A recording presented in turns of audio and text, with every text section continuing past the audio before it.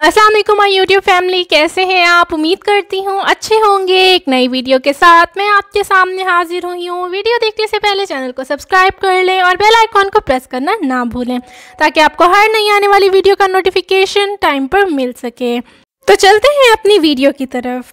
आज सबसे पहले हम आपको ICA और GDRFA के बारे में बताएंगे कि कैसे आप बगैर अप्रूवल के और रेड मैसेज के साथ वापस UAE आ सकते हैं। वीडियो को मुकम्मल देखें और इसके बाद भी अगर आपको कोई भी कन्फ्यूजन है तो आप हमसे हमारे फेसबुक पेज और इंस्टाग्राम पेज पर रब्ता कर सकते हैं।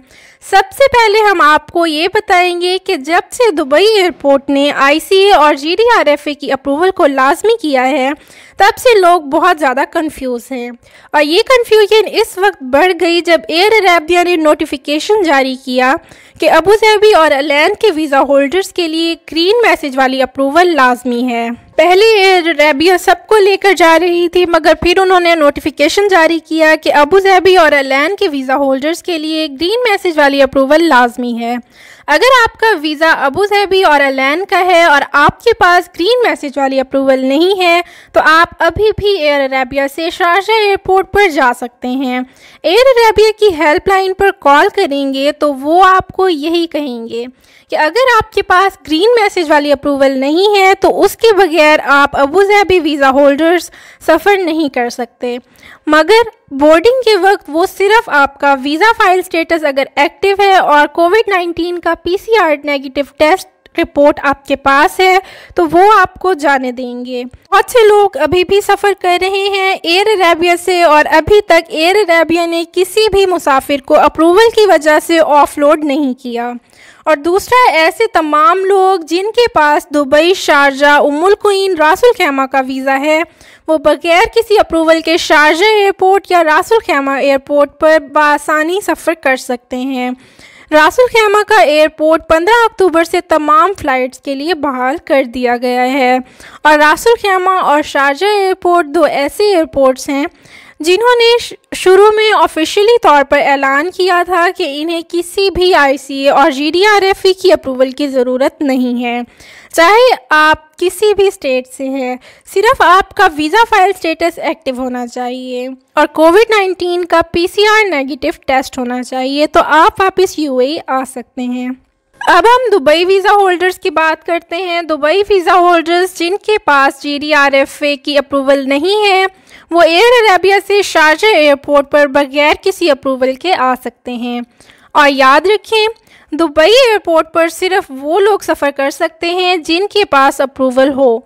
बगैर अप्रूवल के दुबई एयरपोर्ट की टिकट मत लें। फ़्लाई दुबई और दूसरी तमाम फ़्लाइट्स बगैर अप्रूवल के मुसाफिरों को बोर्डिंग कार्ड इशू नहीं कर रही।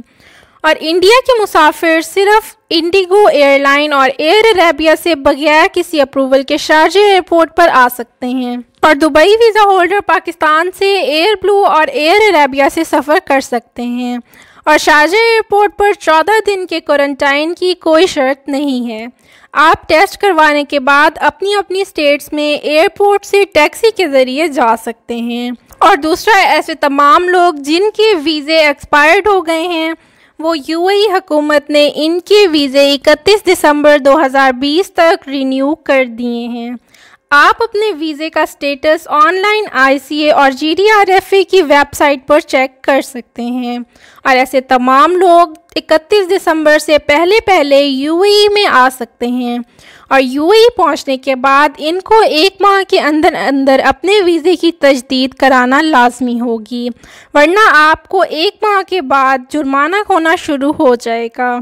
और दूसरा, ऐसे तमाम लोग जिनके वीज़े वैलिड हैं मगर UAE से बाहर 6 माह से ज़्यादा का अरसा हो गया है और इनको सोशल मीडिया पर ये बताया जा रहा है कि हुकूमत ने इनके वीज़े कैंसिल करना शुरू कर दिए हैं, इसलिए या तो वो जल्दी से वापस आ जाएं या फिर इनका वीज़ा कैंसिल हो जाएगा।